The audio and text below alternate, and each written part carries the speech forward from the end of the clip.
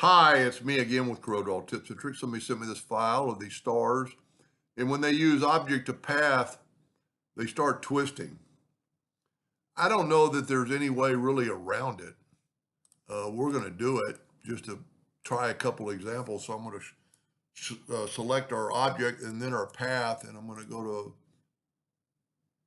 to fit objects to path, and he has 26 stars. I'm going to go 25. I've tried, different things, but this is object origin, center rotation. A star doesn't really have a center.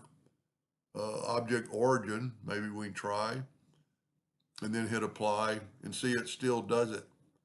And so the best way to do it in this case, there might be a way, but I've tried a couple of different ways.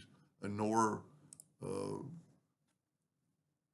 me take that off. And I've got everything else checked the same. See, it still does it. So the best way to do something like this is use blend. So we're going to close this Docker down, and we're going to go to effects and blend. And in blend, you have to make 2 stars. So I'm holding down the control button so they'll be even. I don't really think it matters. We need 26. We've already got 2, so I'm going 24. And then go right here to new path and put it on the path. And then go right here.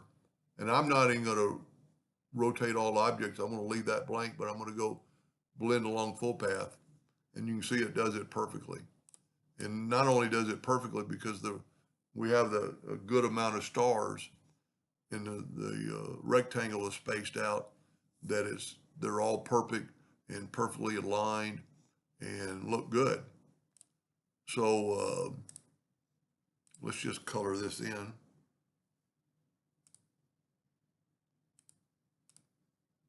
Was nudge factor set on 4?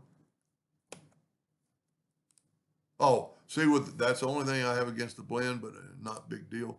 You got to break the blend apart because that line now becomes the blend. And then let's fill these in with red, take away the outline. And whether you need this box or not, I don't know what he's doing, but so I would use the blend tool in that scenario. Anyway, hope that answers his question, and thank you for watching.